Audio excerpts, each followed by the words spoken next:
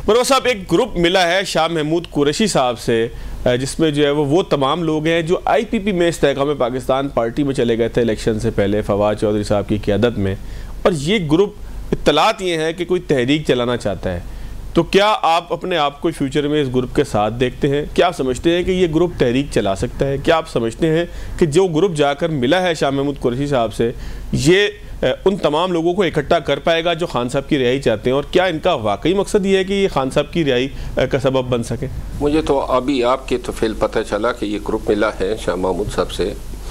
शाह महमूद कुरैशी साहब के साथ इन्होंने एक ही काबीना में काम किया है, तो लिहाजा अगर शाह महमूद साहब के पास ये मुलाकात के लिए गए हैं तो इसके ताने बाने सियासत से जोड़ना या किसी मुमकिन तहरीक से जोड़ना मेरा ख्याल दुरुस्त नहीं है। ये जो लोग हैं फवाद चौधरी साहब, महमूद मौली साहब, ये ऐसे लोग हैं कि जो बातचीत को तरजीह देने वाले लोग हैं। मुज़ाहमत की या तहरीक की ये बात नहीं करेंगे।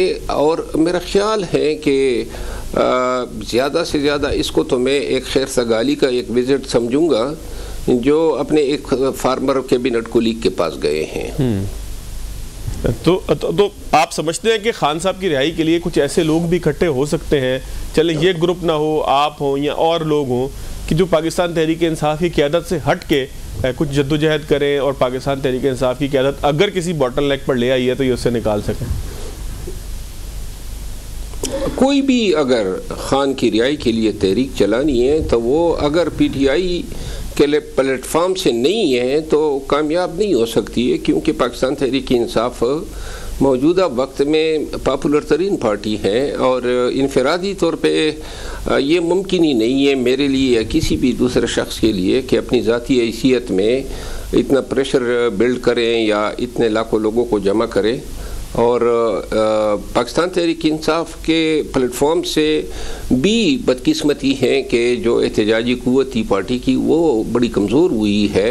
पहले तो उस ताकत को रिकवर करना है और इसके लिए जगह जगह जलसे करने हैं, लोगों को मोटिवेट करना है, लोगों में अवेकनिंग और शऊर जो है फैलाना है कि रिहाई के लिए निकलना क्यों है। लेकिन ये जो अभी ताज़ा तरीन चंद दिनों में डेवलपमेंट हो रही है, मुझे नज़र नहीं आ रहा है कि नवंबर में कोई एहतजाजी तहरीक होगी। अच्छा मरवा साहब, हर चीज़ का एक मौसम होता है। बहुत शदीद गर्मी के अंदर भी जो है वो शायद एहतजाज से लोग जो है वो एहतियात बरतते हैं। बहुत शदीद सर्दी में भी शायद ऐसा ही होता है। लास्ट ईयर भी हमने देखा था कि आज 1 नवंबर और 26 नवंबर जो 2024 की थी, वहाँ से मामलात थोड़ा मुख्तलिफ सिमत के अंदर गए थे। तो क्या इस नवंबर में, जिस तरह से आपने अभी कहा कि कोई आप तहरीक नहीं देखते, तो फिर सुहेल आफरीदी साहब किधर खड़े होंगे कि जो कहते हैं कि मैं एहतजाज का चैम्पियन हूँ? तो हम तो तवक्का ये कर रहे थे कि शायद वो कोई एहतजाजी तहरीक पाकिस्तान तहरीक इंसाफ के लिए बर्पा करेंगे। तो आप समझते हैं कि आफरीदी साहब में ये कैपेबिलिटी नहीं है कि वो एहतजाज के इस मौसम में कोई एहतजाज कर सके? देखिए, सुहेल आफरीदी साहब मेरा ख्याल है, मेरी ज़ाती राय है कि शदीद दबाव में हैं। एक तरफ जो है वो कमिटमेंट्स हैं जिन कमिटमेंट्स के तहत उनको लाया गया, और दूसरी तरफ उनकी ख्वाहिश है अपनी ज़ाती और ख़ान साहब की भी कि कोई एहतजाजी तहरीक जो है वो चले। लेकिन साथ में एहतजाज किस तरह करना है, क्योंकि एहतजाज में जाने से पहले ये भी सोचना है ना कि 26 नवंबर को जो गाड़ियाँ पब्लिक ट्रांसपोर्ट की आई थी हमारे साथ, उनमें से 70% ट्रांसपोर्ट की गाड़ियाँ गुम है, उठा लिए, अभी तक पता ही नहीं चल रहा है। और उन ट्रांसपोर्टरों के साथ मामलात अभी तक सेटल ही नहीं हुए, ना उनको गाड़ियों की कीमतें अदा की गई हैं। हत्ता कि बहुत सारी प्राइवेट गाड़ियां जो हैं वो गुमशुदा हैं। तो लिहाजा प्राइवेट ट्रांसपोर्ट कहाँ से बंदोबस्त होगा? दूसरी बात ये है कि जो लोग मर गए, शहीद हुए, वो अब आइंदा MNAs और MPs जो अपने हल्के से लोगों को निकालने के ज़िम्मेदार हैं, वो ये भी सोचेंगे कि जो लोग कैद हुए और बाद में रिहा हुए और जिनकी उन्होंने पैर भी नहीं की, अपने इलाकों में उनकी बड़ी जो है सुबकत बनी और बड़ा ही उनके साथ कोई अच्छा अमल नहीं हुआ, क्योंकि वो वर्कर समझते थे कि ये उनकी जिम्मेदारियां हैं। अब किसी को गोली लगती है, ज़ख्मी होता है, जेल जाता है, ये सारी जिम्मेदारियां उस शख्स की होंगी जो इनको निकालेगा। ठीक। और MNA जो हैं वो ख़ुद भी सोच में हैं कि आया जिस तरीके से एहतजाजों की बुनियाद पे डिस्क्वालिफिकेशंस हो रही है, कहीं किसी डिस्क्वालिफिकेशन का शिकार ये भी ना हो जाए, तो डर और खौफ है। ये एहतजाज तभी मुमकिन है जब तमाम लोग मसलियतों से पाक हो जाएंगे, और ये इसके लिए ज़रूरी है कि सबसे पहले आवाम को आपने बावर कराना है कि एहतजाज ज़रूरी क्यों है। एहतजाज तभी मुमकिन होगा जब ऐसे ही जज्बे से लोग निकले जिस तरह कश्मीर में निकले। ये 40-50 हज़ार लोगों को निकाल के इस्लामाबाद लाने से एहतजाज ने कामयाब नहीं होना है।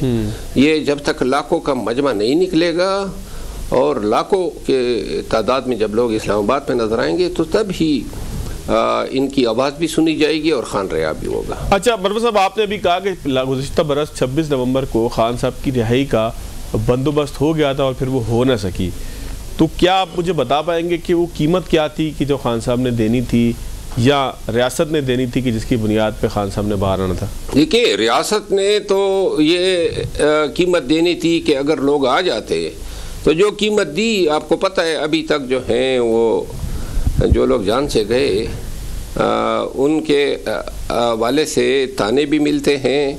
आने वाले वक्त में कानूनी कार्रवाई का डर सारी उम्र इनके सरों पे रहेगा। तीसरी बात यह है कि बदनामी तो अलहदा हुई पूरी रियासत की और पूरी हुकूमत की। ये वो बहुत बड़ी कीमत है जो दी है, और ये कीमत वो नहीं देना चाहते थे, और इस कीमत न देने की इवज़ उन्होंने खान की रिहाई को कबूल किया था। और इसके लिए सिर्फ ये शर्त रखी थी कि संगजानी पे आप ठहर जाएं, और संगजानी पे 6-7 दिन तक ठहरें, जब तक खान रिहा नहीं होता है आप लोग जाएं ही नहीं, हम आपको फैसिलिटेट भी करेंगे। तो ये वो मामलात थे। अच्छा मरवा साहब, जिस इल्ज़ाम के तहत अली अमीन गंडापुर साहब को, चले इल्ज़ाम ना कहें, जिस मकसद के लिए अली अमीन गंडापुर साहब को बाय बाय टाटा कहा गया और आफरीदी साहब को लाया गया, तो क्या काबीना जो गुज़िश्ता रोज़ आपने देखी, आप समझते हैं कि वो उस मकसद के हसूल के लिए दुरुस्त कदम है? भाई भाई को नवाजा जा रहा है, तो ये एक ठीक तरफ रास्ता था, यही मकसद था गंडापुर साहब का, यही उनका कसूर था कि जिसको जो है वो सज़ा उनको मिली? मेरे ख्याल है काबीना में जो लोग शामिल हुए हैं वो तो 99% वही हैं जो अली अमीन खान के साथ थे। 99% वही काबीना है। मेरे ख्याल में एक आध रियाज खान जो हैं वो बुनेर से नए आए हैं। बाकी जो हैं ये जो लोग हैं काबीना में तकरीबन सबको मैं जानता हूँ, और ये कम ही लोग हैं जिनके हवाले से किसी कोई शकूक व शुबात उनके इंटेग्रिटी के हवाले से पाए जाते होंगे।